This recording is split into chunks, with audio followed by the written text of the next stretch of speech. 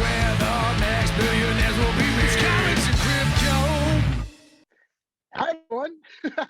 This is my first time moderating a video. This is pretty fun. We're welcomed by the amazing Chad of NFT Pirates. Woo. Thanks for having me, man. Thrilled to be here.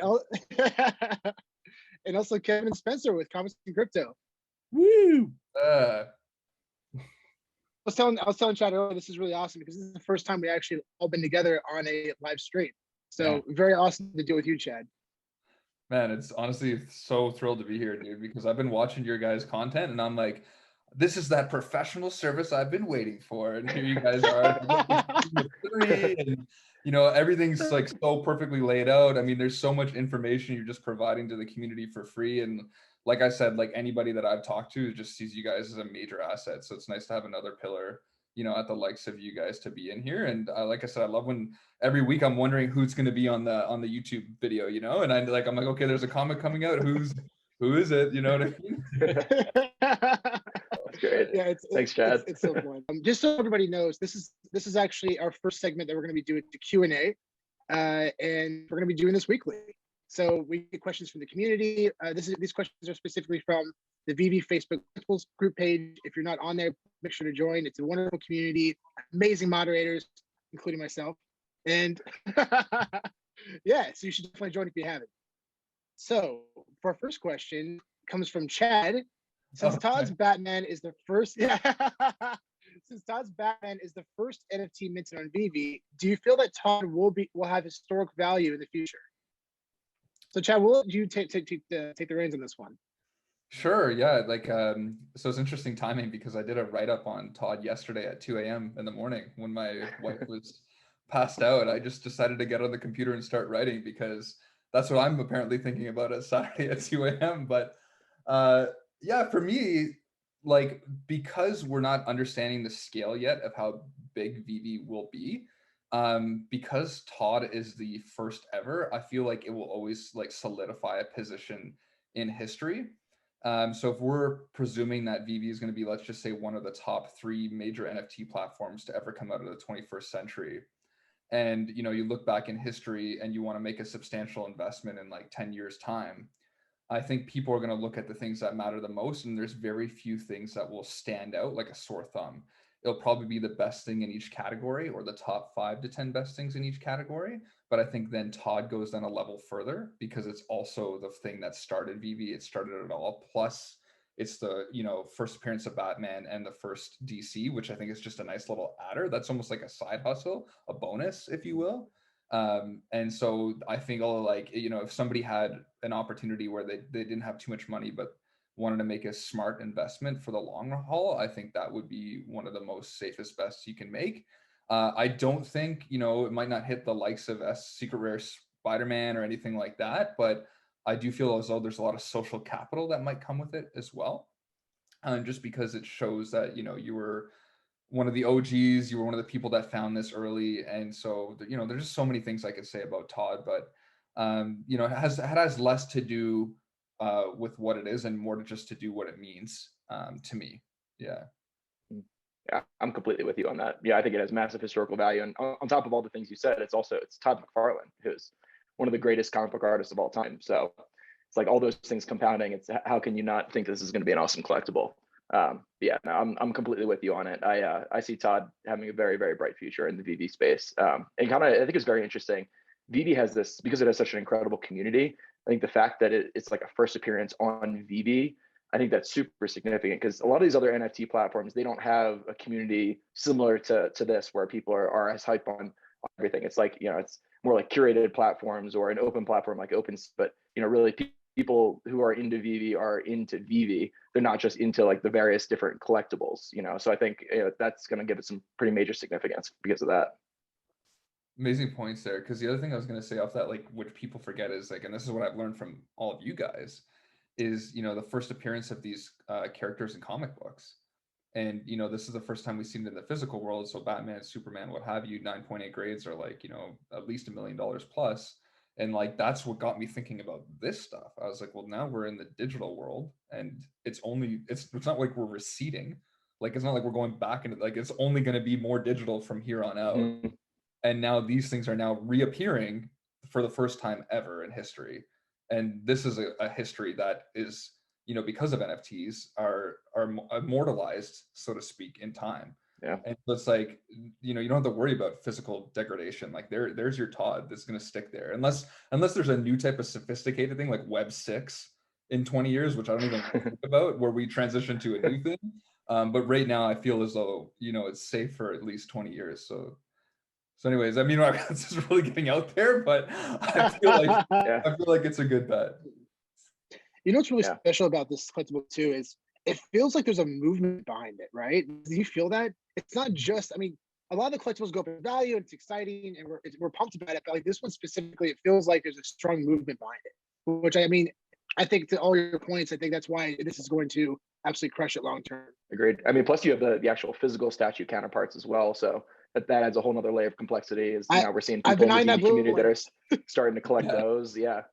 It's really cool to see, people doing both the physical and digital on these. The other thing too, which I think you all make great points, is the community behind it. Is because one thing I was thinking about yesterday, I was like, everybody that likely joined early has a Todd. People that created a Comey, one of the first collectibles they bought was a Todd, etc. And so they're like protecting that investment. And I think it speaks a lot to like why people would also want it to go up in value. And the other thing that I thought was interesting is a lot of these NFT projects are, one of 10,000 unique variants of a certain NFT. And, what's relatable, I think, is that Todd is 7,500 editions. And I'm not sure, again, like I said this in an article I wrote, but I'm not sure what the secret sauce is or what kind of social aspect there is, but there's probably a magic recipe for something still being exclusive, yet enough connections involved within the collectible that there's massive reach out and community drive. If you just have like let's just say 100 editions of something and there's like 4 big whales in there, how are you going to get that social reach out other than it just being cool and scarce? But when you have something that's somewhat scarce but also has a massive community behind it, then that can propel it to the extension of 10 to the power of 6 or some crap like that. And so I don't there's probably some research on that somewhere where it talks about that magic number for NFTs, and we don't know that yet. That's not really been established, but that's just my thinking. Like I'm like trying to compare it to BAYC and CryptoPunks, and like that's something that's already like an established kind of entity, right? Yeah, that's something we've been doing as well, especially with market caps. We made a document a while back, which you can see right here. And, it's exciting. It's really exciting. The potential of where these can go, because I mean, just compare the market caps alone. We're far from the ceiling. We're far from the ceiling. Yeah. And those physical market caps are not the ceiling either. Yeah, no, for sure. Right. Exactly. So that's like comparing the physical comic books, digital comic books. The physical comic books have a ton of room to grow. I'm very excited right now for Marvel Comics 1, for example. I mean, there's an auction going on right now for a 4.5 graded MC1 to Blue Label. And the current price for that one is at $210,000, but there's about 4 or 5 days left. And we know everybody comes in last minute. I wouldn't be surprised if that reaches over $1 million. That comic goes over $1 million, which is wild. Yeah, gonna be interested to see what the impact that has on the VeVe MC1 comic. Exactly. Vice versa. I think they're going to complement each other really well. Yeah. That brings us to the next question. Do you think burning of these NFTs will ever be incorporated to make items more scarce? For example, burning AK MC1 commons to make the total supply down from 48 to 40. Definitely. So I think they're definitely gonna add some burning mechanics in here. I mean, I think it's just a way to create additional utility for existing NFTs, and it's a way to make them more scarce. So I think it's a no-brainer. And a lot of these people have 100 MC1 commons or whatever. So for them, it's no problem for them to burn 10 of them in order to receive maybe like a new variant of MC1 or something like that. So yeah, I think it makes a lot of sense, and I think we'll definitely see that happen in the future. So for this feature, are you talking about like people actually burning their own NFTs, or is this like VeVe doing it?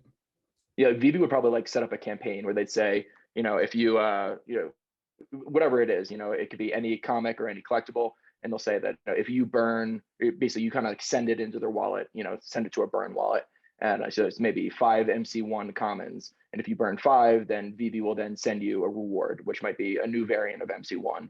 Or maybe, if you burn one of all 5 of a set, then you get something new. Or, you know, it's burn drops are a pretty popular thing on a lot of the big NFT platforms like Nifty Gateway and Maker's Place, where, you know, basically creators want to make their existing collectibles or existing artworks more scarce.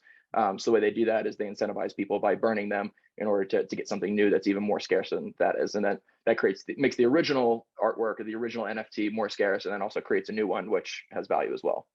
Oh, that's interesting. I didn't know that. Yeah. It's really cool.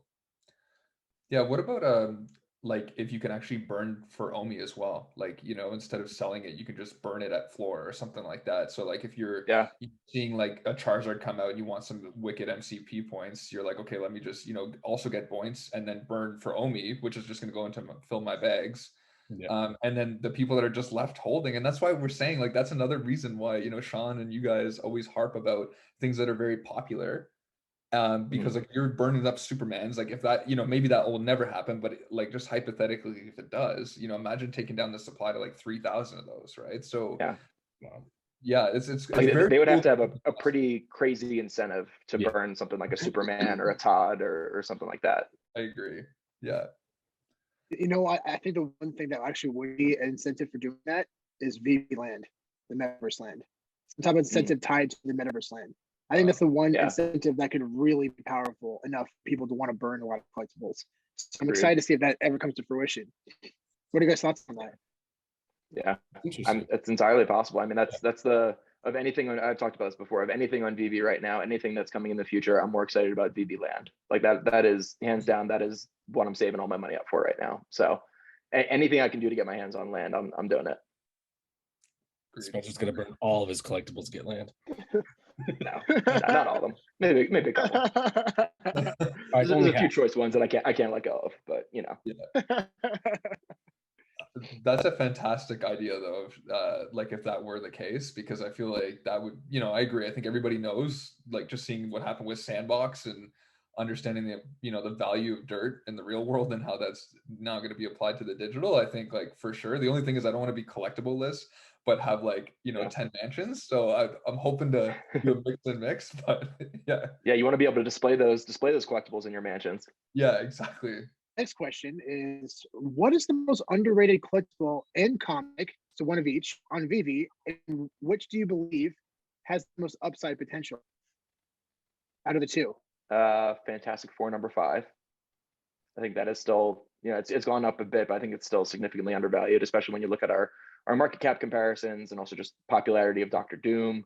It's going to be a major book. It's a major book in the real world and has huge popularity for physical comic book collectors. And I think once the physical collectors come into VeVe and into the digital space, that is one of the first books that's going to fly. So yeah, on the comic side, I'd say that. And then one of the ones that dropped recently that I think is really undervalued is the Groot set. It's the first appearance of a major character in the MCU, and everybody loves Groot. Like, I don't know anybody who doesn't like Groot. Like, he's like just a little guy that dances. Like, it's awesome. Yeah, and it's super cheap right now. You can get the entire set for like, I do even know how much it's like, under like $300 or $400 right now. It's super cheap. That's probably my favorite undervalued collectible right now. Yeah, definitely. I mean, I feel like that collectible, you'll be able to swap out the accessories. I mean, I even played on my story on Instagram, and I played Hooked on a Feeling, and it was great. Yeah. It's just him dancing, so it's super easy to take off his scarf and his hat, and there you go, and the lights, and then yeah, it's easier around. So I can definitely see that happening. What are your thoughts, Chad? I mean, those are awesome points. I think for me right now, you know, just seeing that the Marvel comic #1 SR hit 70K, and then looking at the ultra rare at like 2.5, I'm like, well, that seems pretty logical, you know. And then you make your way over to Secret Rare SpiderMan at, what is it now, 54 or something like that, and then the next best one to that, the ultra rare, is at like 7K. And so I'm like, I think it's pretty logical to look at the two and think that, you know, the UR should at least run to 5, if not 7, if the secret rare hits 100K. I mean, even that I would still argue is, you know, kind of undervalued. But it seems as though one thing that I've learned from like Pokemon card collecting is that people want the best of the best. And it's crazy, like when you're looking at it mathematically, you're like, well, this doesn't make any sense that, you know, for instance, like HQ19 is 14.2K and it's 500 editions. but you know, Terry Dotson is 2.5K and it's 750 editions. So for 250 editions, you know, more, you're looking at like about a $12,000 difference in value. And it's like, so it's just interesting how people think, you know, and I don't know how it's going to progress over time, but I would presume that like the math would win long term, as like right now you're just seeing, you know, potentially not enough. Well, there is a lot of people in, but not enough where it's going to get like completely saturated, where like I think everything has a place.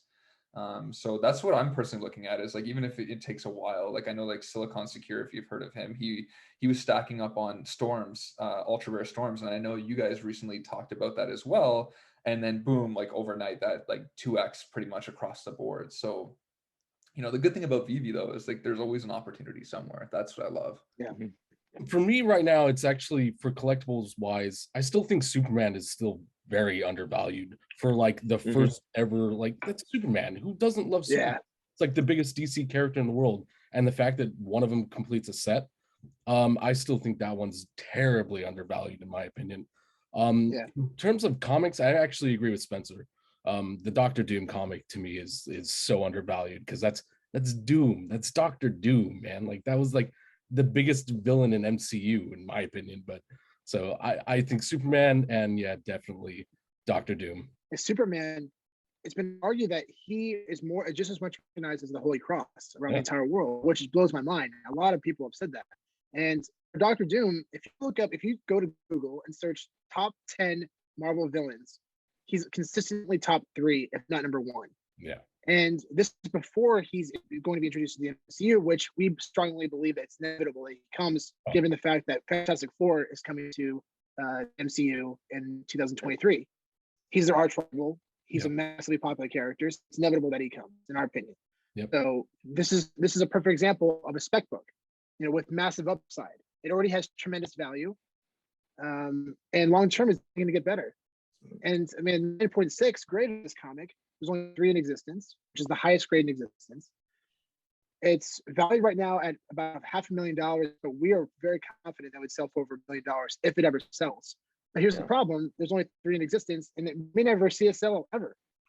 It's very possible. I mean, the people who own them probably don't want to sell them because there's only 3. You know, they don't need the money. So yeah, that's why another reason why these comics could actually overtake their physical counterparts for that reason, because of accessibility. So it's super interesting. That's very interesting. For myself, I agree with all y'all. Like those are the first things that came to mind. So you're all spot on. I just think it's something different. I mean, I think Marvel Comics in the commons still, even right now, at a floor price of $250, I think it's still very undervalued, which is crazy to think. I remember like maybe a month or 2 ago when it was around $60, I was like, we're going to see a $500 floor in the next probably 6 months. I did not expect it to shoot up this quickly, but here we are. So, I mean, I think it's safe to say that this the sky's the limit for that entire 60,000 total edition set. You know, I mean, the physical comic books, there's only 64 on the CGC census, so it's very easy to presume there's less than 100 physical copies in existence. So between the entire digital editions and the physical counterparts, they're looking at 60,100 total copies. That's it. Yeah. For the millions of people that will inevitably want this comic. And excluding the whales that have 100 of the commons each. For a collectible, I'm actually, this is kind of this is a dark horse, but I'm actually, and I've talked about it with you guys many times, but I'm excited to see what the Labracorns are going to do on OpenSea, because I was blown. I keep talking about this. I was so impressed with the popularity of these things when they hit the open market. I mean, even right now, the Labracorns are worth double. They have double the total editions, yet they're worth twice as much as the rares, in its collection, because of the demand. People are excited about it, and I think once people understand that you can use these in AR on OpenSea, because these collectibles will be the first to go on OpenSea. I know that Dan's talked about that in previous AMA, that in indie artists collectibles will be the first to go on Immutable X and OpenSea. So yeah, I'm very excited to see where this one can go, because it's super cool. I love it. It's really fun. And I think a lot of people like it too.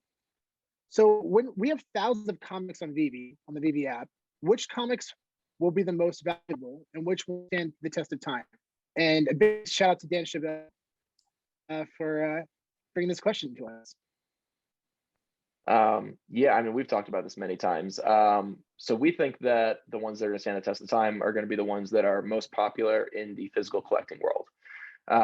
You know, that's what I think, and I know Sean, that's what you think too. So I mean, once we have thousands and thousands of physical comic collectors moving to VeVe, which frankly we just really haven't seen many of them yet. Most of them really don't even know about it. Those are the books that they're going to go for. The ones that are really popular in the physical world, the ones that are expensive, the key books that have major first appearances of characters, characters that are really, really popular.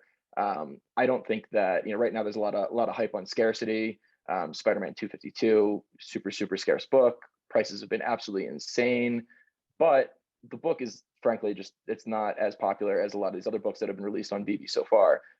So I don't think that it'll hold its value as well. Like that is not the book that physical comic collectors are going to go after. They're going to go after MC1. They're going to go after Fantastic Four #1. Yeah, so that's kind of my thoughts on it. Yeah, agreed. I agree with everything that Spencer just said.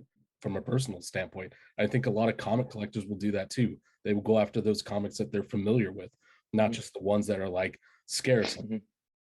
Yeah, and that's the concept that I like. I don't know as much about comic books as you guys. Obviously, you're the experts, but that's one concept that I've noticed from the beginning was like, when people are buying into scarce collectibles, it was the ones with meaning that actually were like 10x what the ones that were scarce were back in the day. So it's like, as an example, like Spider-Man Secret Rare was 1.6K, while Golden Moogly was like probably sitting at 20K and Donnie was at 75. If you would have took one Donnie and put it into Secret Rare Spider-Man's, I mean, you could have bought yourself an island in the Bahamas right now. And so, that's one concept that I think we're saying here. It's like, look, there's MC1, there's, FF5, like here's all these Grail comics that we know about.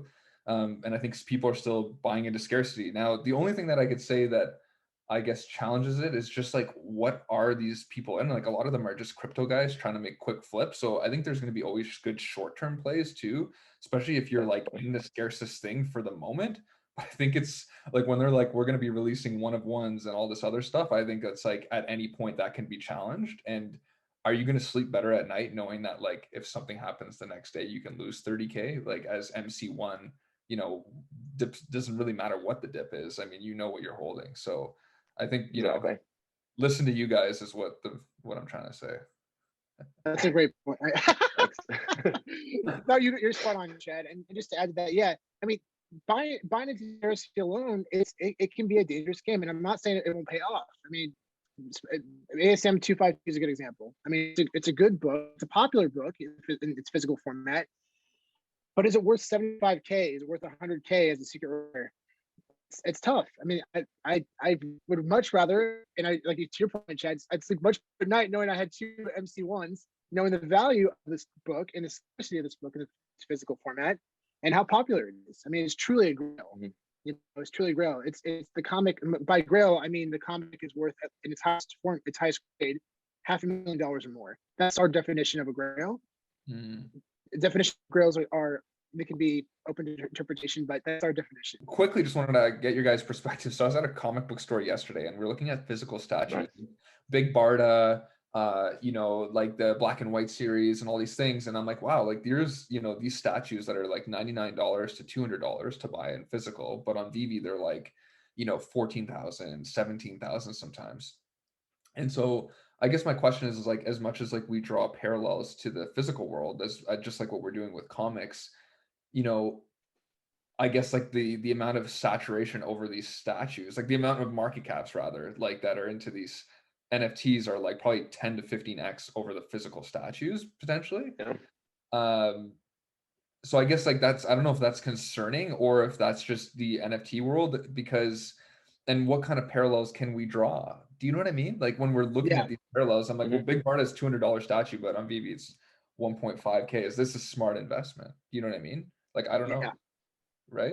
Yeah, that's a really good point. With the physical statues, I mean, especially looking at like comparing it to like the actual comic books, like I don't think there is quite as many like physical statue collectors as there are comic book collectors.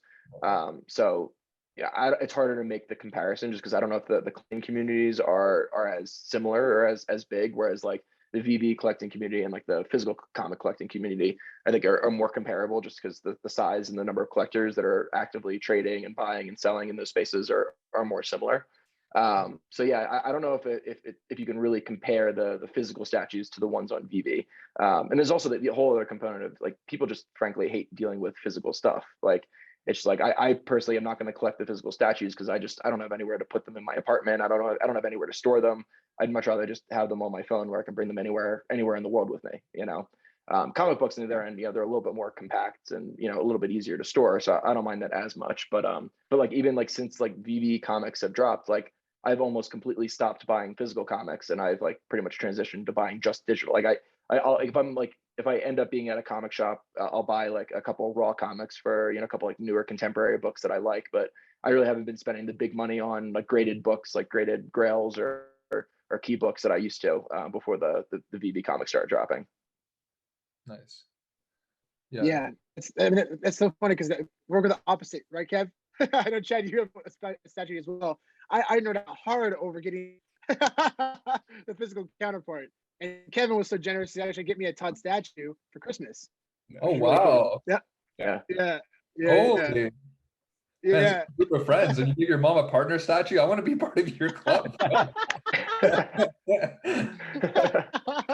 guys are gonna be proud of me, though. This is my brother actually got. Oh, there you go. Dude, That's awesome. Yeah. Hell so, yeah. Nice. So it's kind of cool. This Is that your first graded book? Yeah, like one of my first like good ones. Like I've had a few, Nice. but they were all just like, you know, I showed Sean one book. I got it for like $75. I just like it was like a low mint, you know, loser collectible. That's what it was like. The equivalent. Yeah. Like a 9.8. It looked cool. I was like, oh, yeah, it's a 9.8. But that kind of to add on to what you were saying earlier, Spencer, I think the most important thing, aside from scarcity and demand with these comic books, is just understanding what it is you're investing into. And that's why understanding the physical counterparts are so important, because you have a good idea of the demand, right?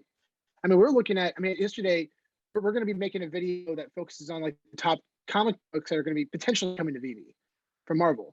I'm really excited to talk about that, because I think most importantly, people just haven't put the research in to know like what could come, what could rival the collectibles that they're investing in now. And that's super important. I mean, I spent about 30, 40 minutes and I made a list of 60 that I'm super pumped about. 60 comic books. There's only about 43 right now on VeVe. So 60 more incredibly popular comic books, valuable comic books, not even the ones that are less scarce or less valuable. So man, it's yeah. So it's really good, in our opinion. Just really do your research and make sure you just focus on investing in the comic itself, and it'll probably work out a lot better in the long run, in our opinion, not financial advice. Yeah. I mean, if you want to play around in the short term, there's tons of ways to make money, but like, yeah, we think that, you know, long run, if that's how you're investing, you definitely got to focus on the keys and grails. Yeah, because I mean, these collectibles, comics specifically, it's in your control, right? The value, you know where it's at. But if you just invest in the scarcity, that's not in your control, because you don't know if they're going to release a more valuable comic that's more scarce tomorrow. You just don't. That's out of your control, and it's a dangerous play, in our opinion. Another interesting point is something that is more scarce is more easily manipulatable in the market as well. If there's 60,000 editions of something, it's a lot more difficult for somebody to move the floor price. Whereas if, you know, it's a secret rare 252, there's only like 50 in existence. It's very, very easy for somebody to manipulate the market and move the floor prices. You've got to be,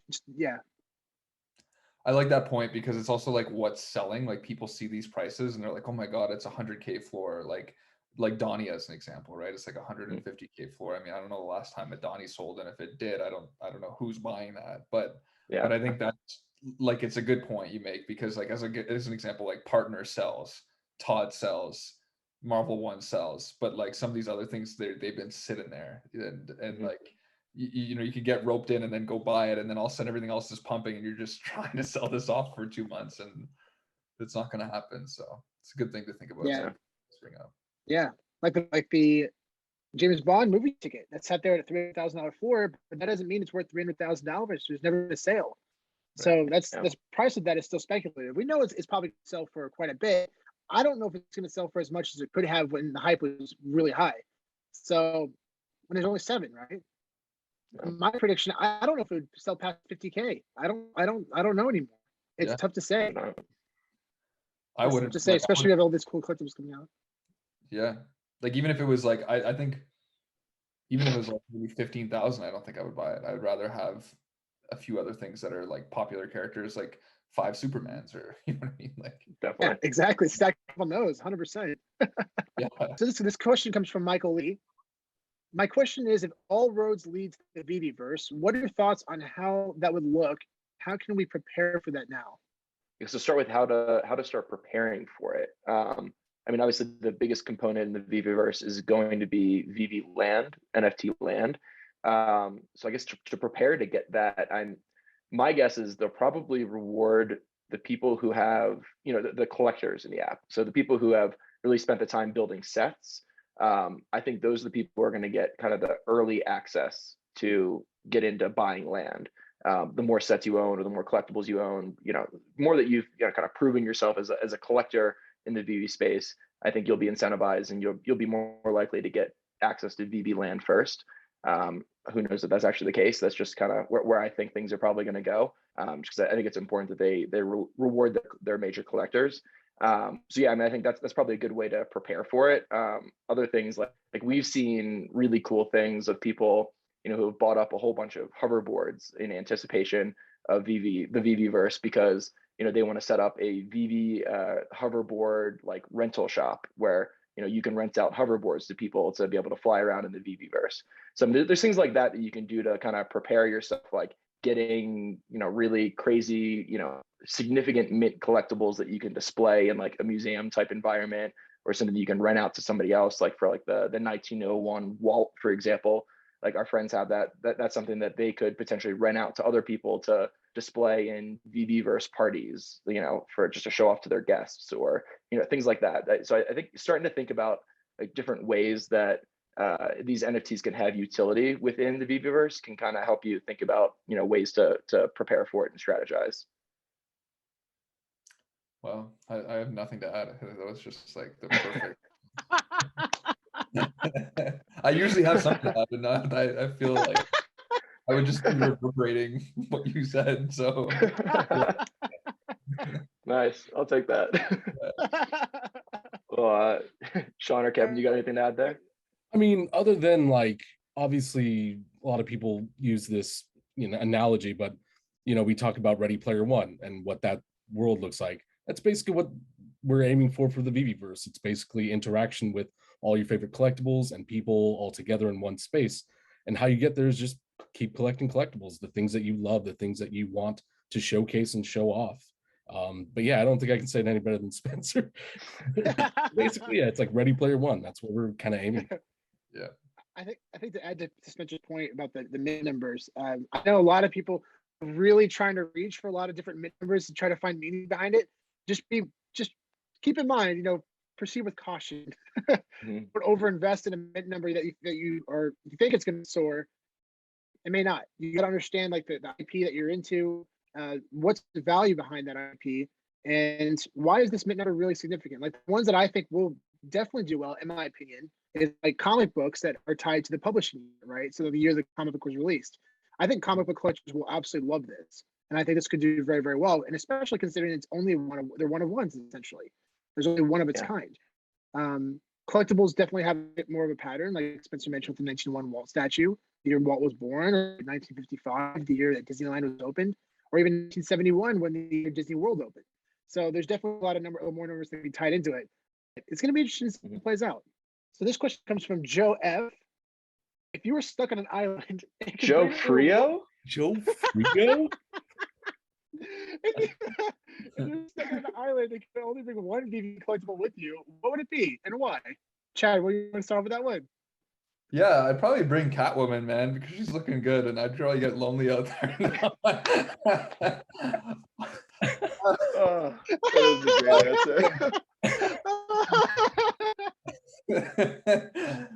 answer.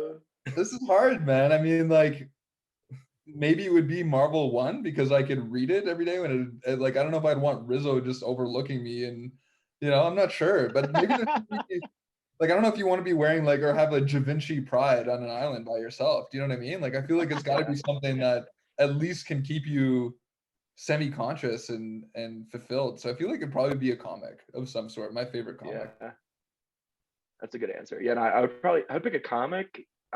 Probably a comic, or if I had to pick a collectible, maybe like the animated Deadpool ones, because those are the dancing is just so entertaining. It just cracks me up every time I see it.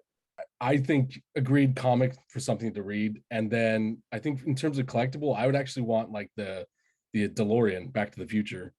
Because Nice. at that point you could probably also drive it around and enjoy it Good and have point. fun with that. So I'd pick, yeah, definitely the DeLorean or the Ecto one in my case. I love the Ecto one. I'd probably pick Superman so I can hop on his back and get me the hell off that island, huh?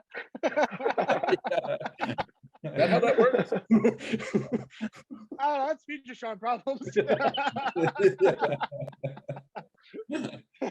Just wait until everything's in augmented reality, right, John? Augmented reality. Once he gets there. Damn it.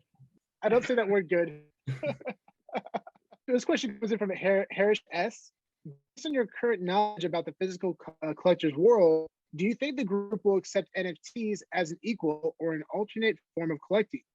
Or would they just reject the concept? Basically, will comic collectors or physical collectors adopt this space when they understand it? And this is tied to comics as well. We can go with both sides. So it's interesting, like, because of the recent kind of purchases I made on VeVe, I've also had some new, comic book acquisitions, and I've gone to various comic book stores in Toronto. And I've always talked with the owners or the people there, and some of them are extremely like apprehensive. Like, one guy was like, that is a reprint. I can't even believe that that's selling for that much. That's stupid. You can go buy the $150 Marvel one at Chapters, like laid out for you in beautiful, bright, vivid, colors. And I'm like, no, man, it's a totally different thing, because it's an NFT and it's yours. You actually have the ownership behind it, etc. And then on top of that, then there's other people. Like, I went to this place yesterday in Toronto again, and this guy was super with it. Like, I talked to him about VeVe, and he's like, oh, I've got VeVe. And he literally showed me, he bought like a bunch of Miles Morales common covers. And he was like, yeah, and he couldn't believe, he was looking at like the secret rare, and he's like, for 2.7K. He's like, why would I get that when I can get the commons for $65? So he's been stacking up, and he's like, I'm just doing what I would do in my shop. He's like, he said he bought like 150 of them. And just because he thought that was like the right call, because that's what he's done in the real world. And it was amazing, like that, he was already a part of it. So I think it's, first of all, I think it depends on the person, how open you are. And then I think it's the education around it worldwide. And I think like the Leggers will eventually have to join, but they're just going to be late to the party. But I think, keeping an open mind right now is a great thing for any comic book store or collector. Yeah, I mean, I think a lot of it's going to come down to personal preference. Like, there's always going to be these like physical collecting maxis who are just going to like shun out digital collecting. They're going to say this is not the real thing, and it's like the same people like didn't believe in the internet back in the day. There's always going to be people like that, and they may never come over. But I think it'll just take time, and eventually, we'll probably see the mass majority of collectors move over, and we'll probably see a hybrid approach where they'll probably collect both digital and physical. And we've already seen that people that started collecting in VeVe in the digital have now, just like you, have now moved over to investing in physical, which is super cool. So I think, both spaces are going to continue to grow. Yeah, I agree. Yeah. And I think once collectors also start understanding like mint numbers and why that matters in the NFT space and how that is, specifically your mint number and your comic, I think that'll help some people kind of turn over. But yeah, there's always going to be people who are going to be like, no, I only collect the physical comics and I'm not going to go digital. But yeah, it'll always kind of be a mixture, I think, in the end.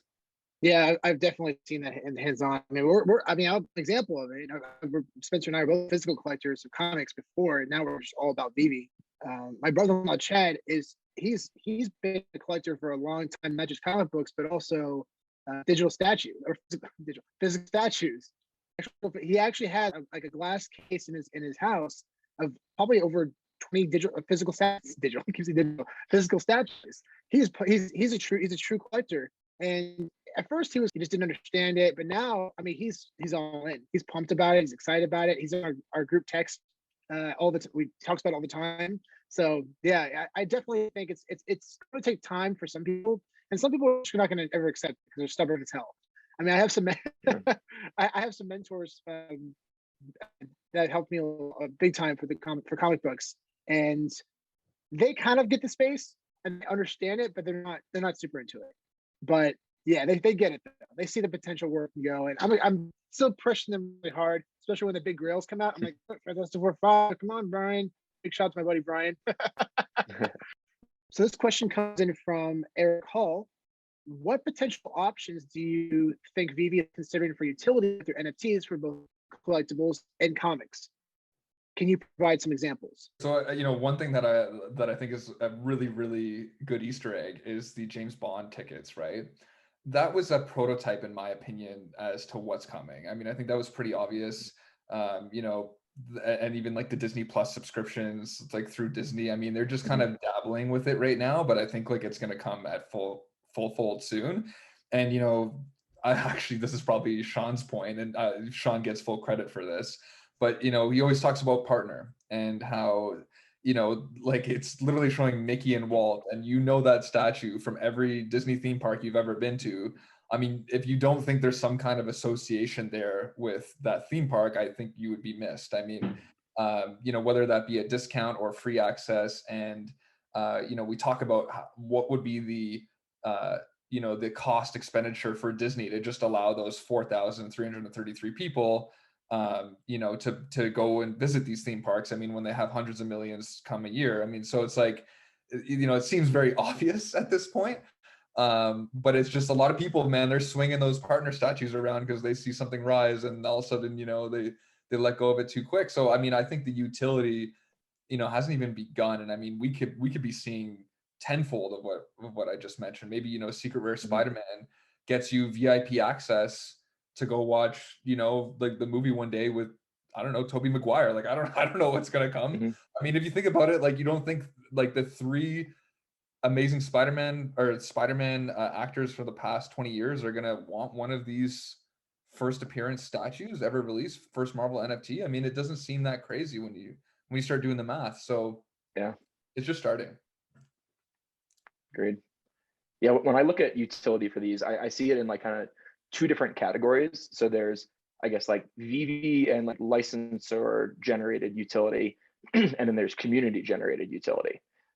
So VeVe and licensor generated is where it's if Disney decides to create something in the physical world or in the digital world, if they want to create, if you own a certain Disney NFT, it gives you access to a park or a exclusive club, or in the digital space, in like Disney, their VeVe Disneyland space, it gives you access to certain attractions or experiences in the VeVe verse. But then you also have user generated, or community generated, where so we've seen examples of this where like if you own a Secret Rare Spider-Man, then you get a discount at a spa that one of the owners has. It's just like the communities of the owners of these things create utility in the real or the digital world, and it's the same thing kind of like in the VeVe verse. People own land and they can give access to for people to enter their land and enter their buildings or the experiences they create based on the NFTs that they have or that other people own. That's what's most exciting to me about this investing in a big IP. Like Disney, for example, like the Walt statue. They have the resources to literally overnight make that thing worth $100,000 floor by giving out free unlimited passes to anyone around the world for whoever owns the Walt statue. You can do that tomorrow if they wanted to. Yep. I mean, they're holding off, and like to Chad's point, they have way too many FAs to come. Yeah. But yeah. But it's exciting to see it, and it's coming, and the Disney Plus was just the beginning of where this could go, and they can add this utility anytime they want. I mean, even diving deeper into the park itself, you could look at Club 33, which is one of the most prestigious clubs in the world. There's a 14-year waiting list to get on this club. It costs $30,000 in initial cost to get in, plus an additional $15,000 a year. Now, what if they said, we'll give anyone who has a Walt statue club membership, or even visitation rights once a year? Something like that would be unbelievable. It would add so much value to these statues, and I can see them doing it. It's very possible. I would say it's more likely than not. Obviously, we don't know where the future holds. There's no promises for anything, but I think it makes total sense. because it adds so much popularity to statues. It adds so much value to these statues because you got to remember they get 8.5%, or there's commission sales on every single sale for them. They make a ton of money off of this. It's in their best interest to make these the most valuable collectibles ever. Also, more people will be excited to come to the park. So it's a win-win across the board. This question comes in from Jan. Regarding the comics value, other than FA and rarity, what else affects the price? I've seen some comics are more valued on paper, but not as much on VeVe. Why is this? I mean, outside of FA and rarity, I mean, I think really like character popularity is the most important thing. Yeah, I think really it's like people are going to collect the things that they really care about, and the characters are really what people resonate with, and they identify with the characters, and that's why people like them. So yeah, I think at the end of the day, character popularity is probably more important than anything else. Yeah, I guess the other thing was like, I'm just learning more about it, so I don't know as much as you guys, but just like when they have like a significant story, if it like a comic features like the life or biography of somebody or a significant death or something like that, I think is what I'm realizing also kind of is a derivative of value, but I think I agree. Like I think it's important not to get too caught up in some of these more spec characters and things that aren't really well known, because it could get missed, and if you've put in a heavy investment into one of these things and it doesn't transpire, like I hear about these what are they called, like almost like penny stocks, when you get these new books with first appearances in like Star Wars or whatever, hoping for a TV series to come, and it may come, but like there's a good chance it doesn't, and you just maybe put 40 $50 in a new comic as an example. I mean, I agree 100%. Popularity is going to be the biggest factor in all of these, in my opinion. Yeah. I guess, and second to that, I think is like physical world value of the comic book like counterparts. That's kind of second as well. Yeah, and when we always say reference physical world value, we're not just talking about look at the numbers. You got to understand the comic itself. The reason why Fantastic Four 5 is valued at $500,000 in the 9th grade and probably will sell for way beyond that, because Dr. Doom is incredibly popular. That's why it's such a safe bet. A lot of people on VeVe, in my opinion, were never really comic collectors before VeVe. So they're still learning about the space a bit, and they're still learning a lot about these characters. That's why him coming to the MCU is going to be so important, because popularity will grow significantly. Just like SpiderMan. I mean, Spider-Man is the most popular character in the world right now, and in my opinion, a lot of it's tied to the MCU and also Miles Morales, then to the Spider-Verse. Those are incredibly popular films, and yeah, so a lot of these characters have a lot of room to grow, especially Fantastic Four. So 1 year from today, this question comes in from John. Do you believe Rizzo or Todd will be more valuable? Chad, why don't you start with this one? Yeah. So here's actually an interesting one. Is just by the sheer scarcity of Rizzo and the fact that it could always piggyback Todd, I do believe that it will be worth more money. And I think like one thing that we're seeing now is popularity kind of driving the horse, but I think, just from the sheer mints, I mean, and some of these whales that I know have bought a ton of them, it's very easy for that price to go up high. And we're seeing this now. We're seeing Marvel 1 600 edition, Secret Rare Spider-Man 1000. So, I mean, Rizzo is probably next to follow. But one thing that people are forgetting is the social capital of Todd. So despite Rizzo maybe, being more scarce and potentially being more costly, having a Todd might be rented out more in the VeVe-verse. It might give you a lot more club utility and access. There, will be a lot of clout to say that you were the OG owning the first of the first. And I think on a very long-term play, like I'm talking not a year, but like 10 years, I do believe that Todd would win like in a long time from now. But I think on the short term, I think Rizzo still remains where it's at, and it piggybacks Todd's greatness. Spencer, what are your thoughts? Yeah, I'm with you there. I think at least kind of short term, maybe 2 to 3 years. I think Rizzo will stay on top. But yeah, I can see Todd definitely long term having more popularity. I mean, it's a more popular artist, and frankly, I think the statue is cooler looking too. So it's also just like, because more people can have it, it'll have a bigger community behind it, which can then organize more utility and things like that. So I think almost like people want to be in the McFarlane club more than they'd rather be in the Rizzo club, even though Rizzo may for a while may be more valuable. Yeah. The only other thing I would say is like Rizzo looks badass. Like as much as Todd looks badass, like Rizzo looks like Ronnie Coleman on steroids. Like, and I could just Yeah. like if I'm a big basketball player coming in, I'm like, all right, what's number one? Oh yeah, Rizzo. And it even like the thing too that I hate is that it says 001 on Rizzo because it's the first black and white series. And I feel like people are very superficial and will think that means the first of the first or something. You know what I mean? It's First. true. So that's where I'm a little, and I could just see like ballers and people like wanting that just to flex. So, but I could be wrong. You know? No, I mean, Yeah, people they'll both do incredibly well. They're Yeah. both part of the first ever series on VeVe. yeah. Oh, First ever Batman. Like, yeah. But that's the mistake people make with Amazing Spider-Man #1. They think it's the first appearance of Spider-Man in the comics, but it's not. It's just his first edition of his series, which still is a Grail book. I mean, the highest grade will sell for over $1 million easily, but it's not the first appearance of Spider-Man. And I think it's going to shock a lot of people when AF15 eventually comes to the platform. I mean, I think it's just a matter of just when, not if. I mean, for me personally, it's Todd all the way. And again, that comes from me. I'm a Todd McFarlane fan. I love the way his statue looks and everything. And I think that's really going to be the X factor, in my opinion, is a lot of people are going to be behind that. Like Spencer said, it's going to be more popular for people because they know that one much more than Rizzo's. You know, Rizzo's looks cool, but I think Todd McFarlane's definitely going to come out on top, in my opinion, in the long term. And I just want to like harp on this stuff because I love like the real collectors. Like I don't like I'll be honest, I'm one of these guys coming in learning about this, right? I was a Pokemon guy, but I talked to these real collectors and they're like, no, you're not understanding. Like Todd's where it's at, you know, despite the edition count. And I was actually talking to Lewis Morgan recently, who's like a huge guy in our space now. And he was telling me the same thing. Like he bought the Rizzo statue and the Todd statue, and he's like, dude, he's like, the comparison in real life is like, it's not even comparable. He's like, the Todd is heavier, it's bigger, it looks more robust, it looks cooler. Like it just went off on how much of a better statue that was in physical form, right? So it's cool. It's cool to, I just like, sorry, I'm just kind of harping on this because it's just like nice to see people that actually collect it. You know what I mean? Like usually I'm making theoretical predictions, not even just making, and now I've got the real deal. The real McCoy is here. Yeah.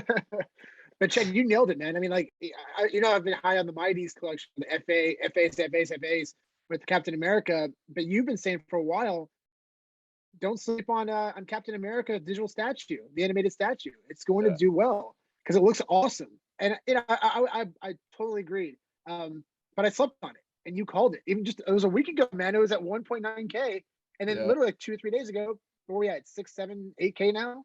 Yeah. So, yeah. I think it's just like Great call on that one. Thanks, man. I think the big thing is like the more density we have now with like 1.3 million users, I'm like, it only takes another 10 people to think the way that I'm thinking to actually make it move that have money. And so like that's where like the scarcity element is kind of freaking me out a little bit because I'm like, could it be that despite how many scarce collectibles come out, that they actually will still continue to rise up? Or is it that VeVe's so damn smart that they're making these mints perfect for each one that all of them are just going to rise together? Do you know what I mean? Like, what if we're just seeing the same snapshot now in a year from now where Harley Quinn 19 is a 5X and Superman's a 5X, right? And everything just continues to rise. And so I always wonder, like, does VeVe have like these predictive analyzers like doing crap in the background with these modeling and edition size? I don't think so. But I mean, it's just a very interesting thing to think about because, when everyone's like harping about Todd as an example, you're like, oh, well, the Ben Riley floor just moved like ×2. You know what I mean? So I'm telling you, man, the more I learn, the more I don't know. Yeah. I mean, I don't think that they're running algorithms or whatever. I think they're just testing it on the community. They're just releasing stuff and seeing what happens and then going from there. Right.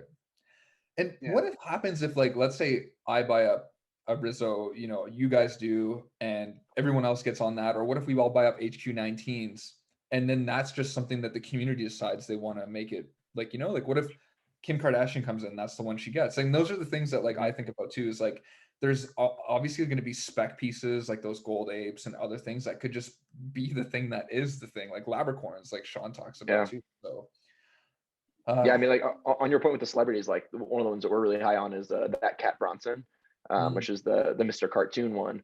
I mean, he's like the biggest tattoo artist in the world. He tats up all the celebrities. You know, he charges like 50 grand for a single tattoo. Like, it's insane. Like, pretty much all of Eminem's tattoos are hit. Like, so yeah, all it takes is like one celebrity who loves Mr. Cartoon to come into the platform and buy that up, and those are gonna blow up. And you've already seen over the past week the prices like almost like 4 or 5x. Yeah. Snoop Dogg's perfect person for that. He loves Yep. NFTs and he loves Mr. Cartoon. There you go. Exactly. I can see that happening for sure. But yeah, I picked Todd. Yeah, good stuff. Yeah. It's just got everything going for it, you know, like all your points. It's got everything going for it. I love the Rizzo. I think it's a beautiful statue, but yeah, I'm really pumped. It checks off all the boxes for me.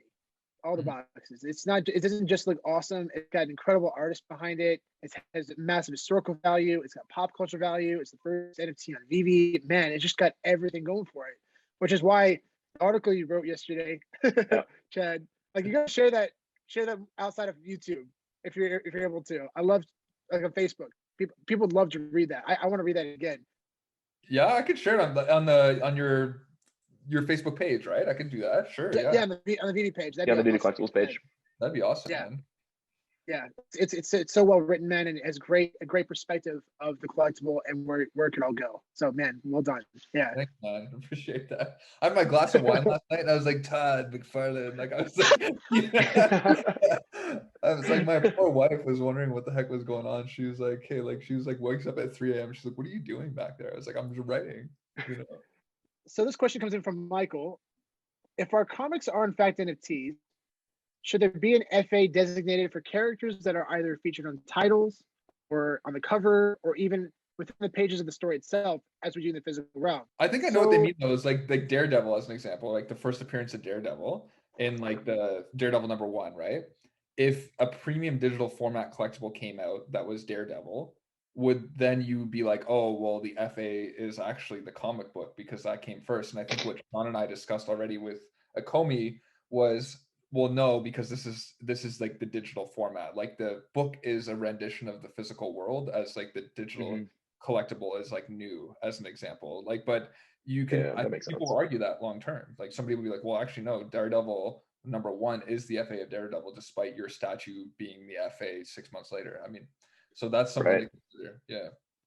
Yeah, but I'm thinking like more like from like a metaverse approach, like the statues, the collectibles, I would consider more the FA, because it's like that's something that you're going to have like in that metaverse space. It's a 3D model, whereas the comic book is technically 3D and you can read through it in AR, but it's it's more of like a 2D representation. So yeah, I think more like the 3D collectible would get the FA.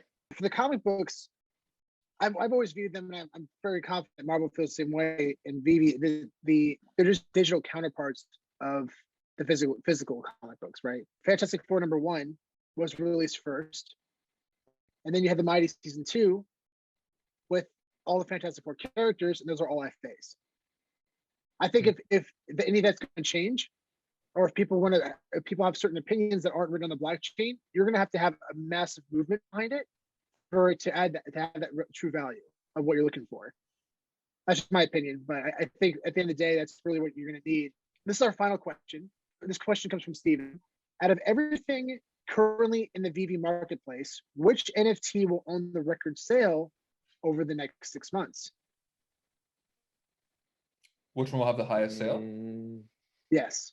So I love that ideology, because here's what I think about the comic. Like, the comic to me is massive. Like, I think it will hit an insane amount of money, but I think just because SpiderMan SR is also the first Marvel NFT, I think we'll just, like, in terms of significance, and a lot of people are also now alluding that because Marvel is under the umbrella of Disney, then potentially that also embodies Disney as well, to a certain extent. So yeah, like, to me, it's the MC1 or it's the Secret Rare Spider-Man, like that.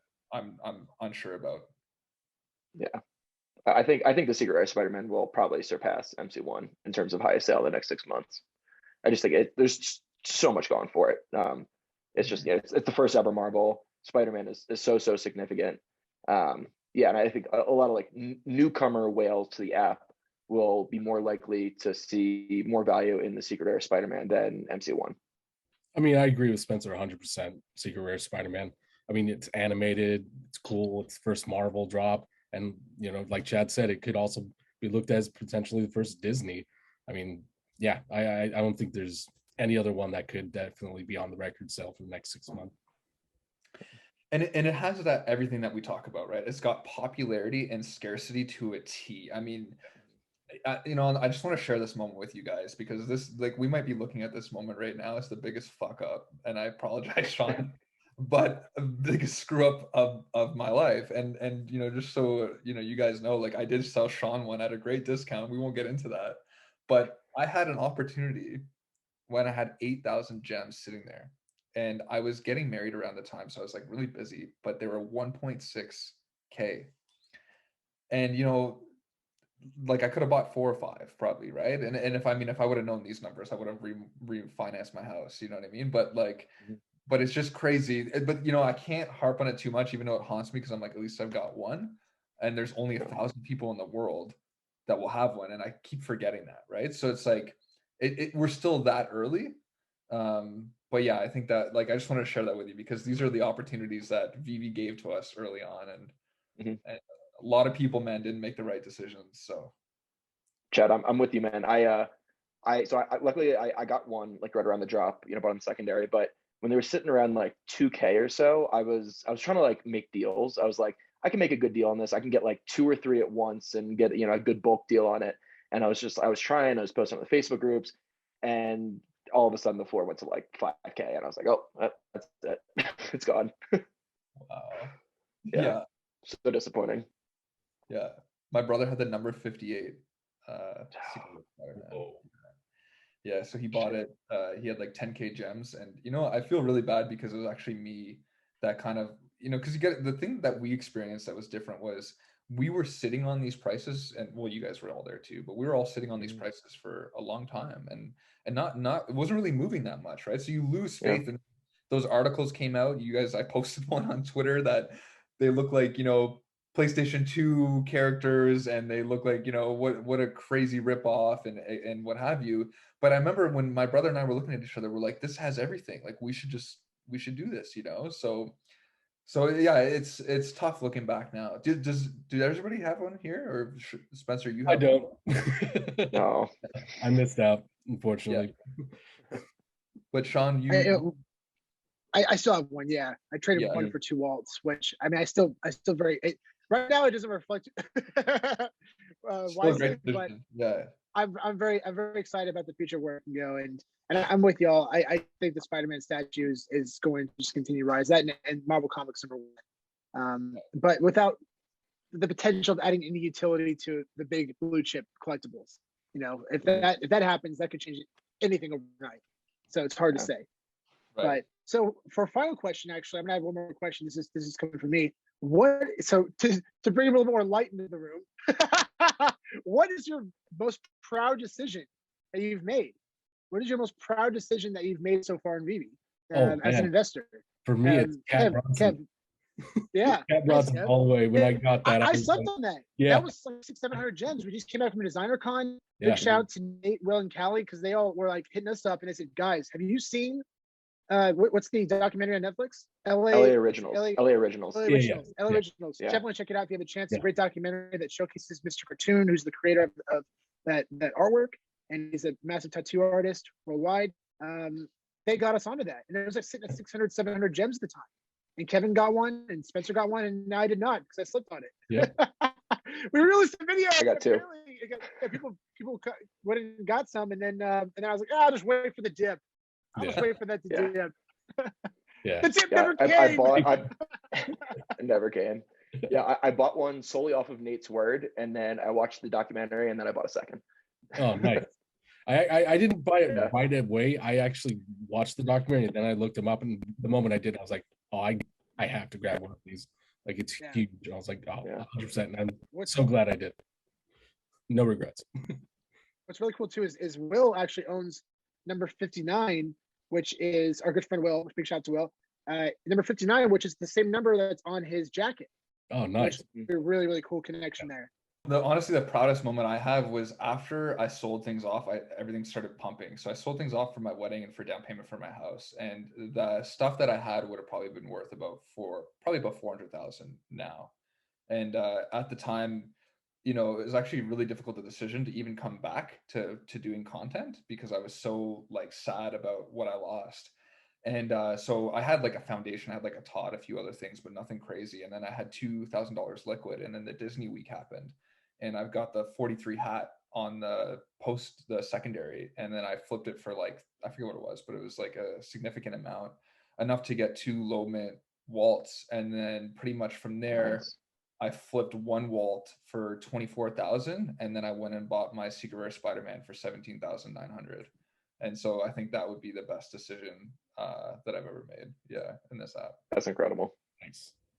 Nice. The Walt statue, man. I when they announced the Disney collaboration, Walt statue and Steamboat Willie were the first 2 things that popped in our minds, because that's literally the representation of Disney, in a nutshell. And I was so excited about the idea of those things coming to VeVe, and here we are. Just a month and a half later, they're both on VeVe, and it's exciting, and I'm so excited to see where those can go. And I think they're going to be huge. Like, I honestly think that, like, just like where Spider-Man was sleeping, these are sleeping giants to me, because the moment Disney says, guess what, we're doing our own metaverse, like they've been talking about, and Walt and Mickey are like our grail pieces. Like, why would they give VeVe their most, like you said, Sean, their most sensitive IP so early on like this, if there wasn't some kind of amazing collaboration plan long term? Yes. Yeah. And I personally think, and we've all talked about this as well, that when they're referring to, we're starting a metaverse, I think it's tied to VeVe. I think it's actually the VeVe-verse. They're just trying to be political and trying to make announcements and try to help people understand that we're getting involved too. We're getting involved, and we're excited about it. We want you to be excited about it. And most importantly, the CEO talks about specifically, we're excited to connect the digital and physical worlds. He said that in literally the title of the article. So I think it's easy to presume, but So I think right now it's people are getting really hyped, and people are going full FOMO over these the Spider-Man collectible. But here we are, golden moments. You can get a majority of them under 1,000 gems. Majority of them. And I also believe it's very, very possible that if you own the set, you'll very likely get an airdrop of something in the future. I think it's very possible. There's no promises. We don't know. But I would say I would lean more towards the possibility that they'll reward the people who are holding these collectibles than not. Yeah, I agree with you on that. Spencer, what's your story? What do you got? Yeah, so I was thinking, it's really tough because I feel like I have so many proud moments, but I feel like maybe my top would be completing all of the Batman black and white sets. I think that might be it. I worked really hard on it. There's so many amazing character FAs in there, and they're really cool collectibles, and they're the OG collectibles on the platform too. So like, I mean, I very early on I completed the first, like the series 1, and then I just kind of like slowly made sure to get all the other ones. And I'm just super proud of being able to complete that. So I'm very big on completing sets in general. I like generally don't buy collectibles unless I'm planning on buying the full set for them. So yeah, I just super excited to be able to own all those. And I think it's entirely possible there's going to be some kind of an airdrop for those as well. Like maybe like the blue Todd, for example, like that may come for people that own all of series 1 or maybe all of series 5. But that's something I'm planning on continuing, because there's over, I think there's 100 of the black and white statues. So in the physical world, so they're going to keep putting more and more of these out, because there's only 25 out there so far. So my goal is to hopefully eventually collect all 100 if they release all 100 of them. Wow, nice. Yeah, you should be incredibly proud of yourself, because I mean, I remember you telling me you completed the series, and I just thought, wow, well done, man. That takes a lot of time and patience. Thanks, man. Chad, and Chad, for you, man, I didn't highlight this earlier, but man, what a recovery.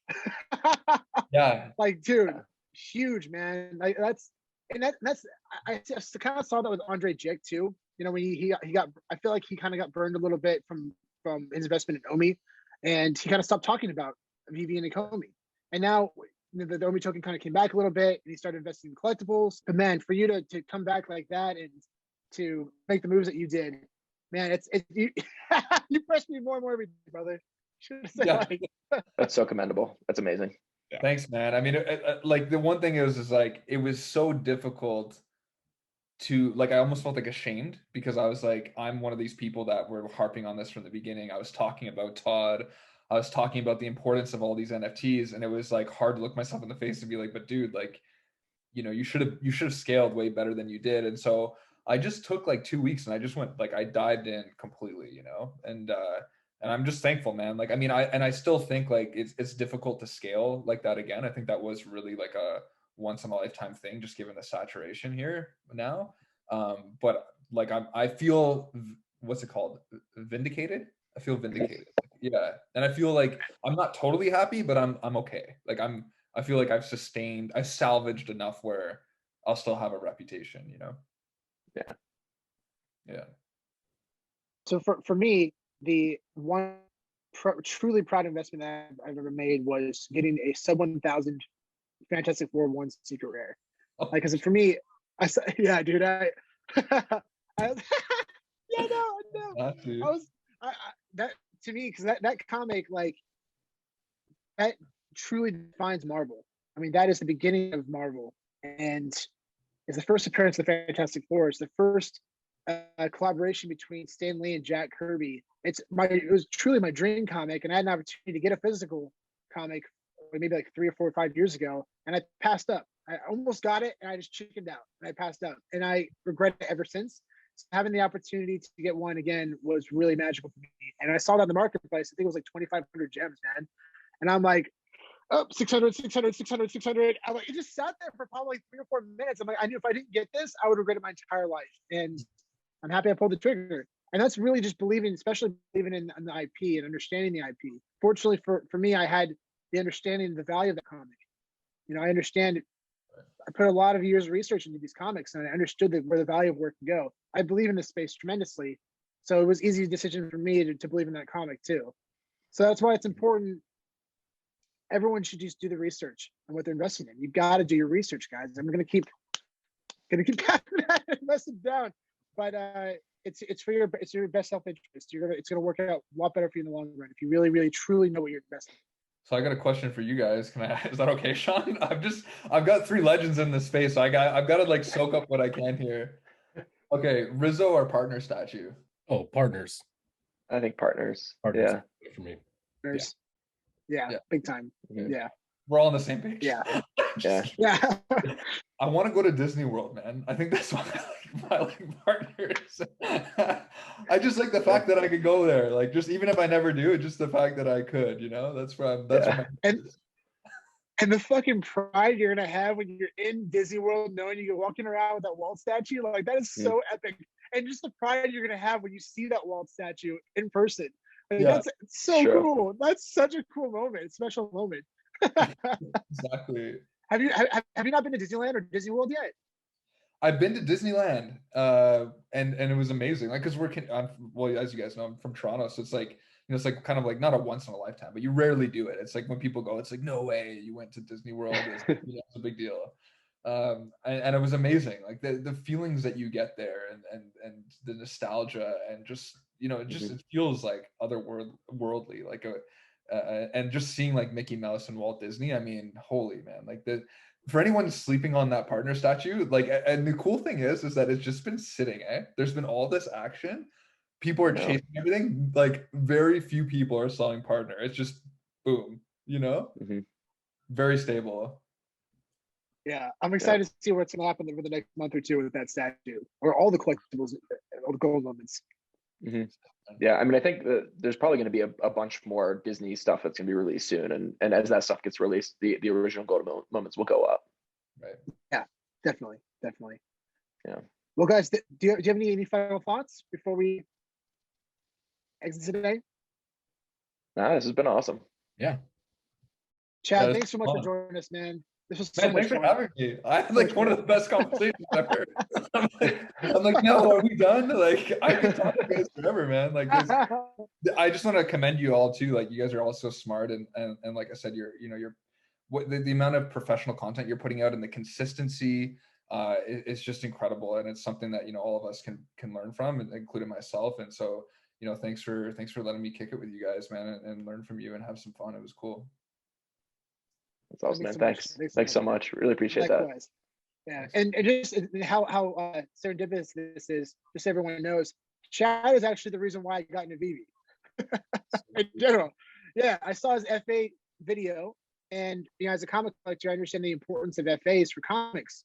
So when he started talking about the importance of FAs in this video, it clicked, and that's why I dove so deeply into the space. Why Spencer and I both dove so deeply in the space, wow. And it created such an amazing snowball effect that it's literally life changing, brother. So, dude, thank you, man. Thank you. Your content changed my life.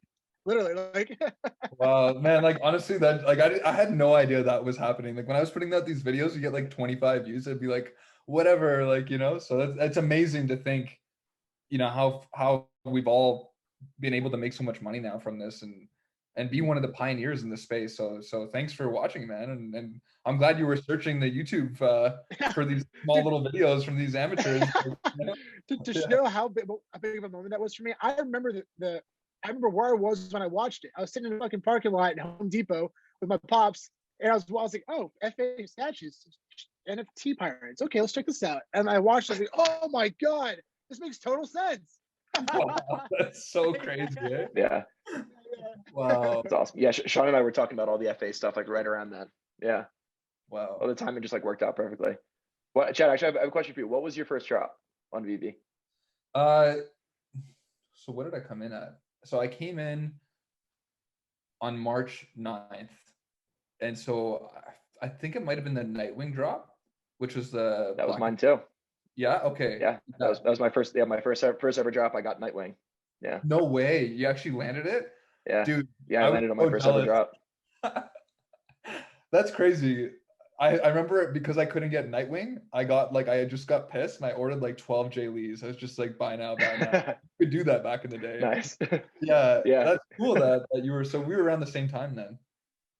Yeah. Yeah. Yeah, that was it was after buying that Nightwing. I bought it and then I saw in the metadata that it said FA, and then everything just clicked. Then I was like, oh, I got all the FAs now. Amazing. Yeah. That's awesome. That's a cool. Well, thanks so much, everybody, for joining us, and we'll see you again very soon.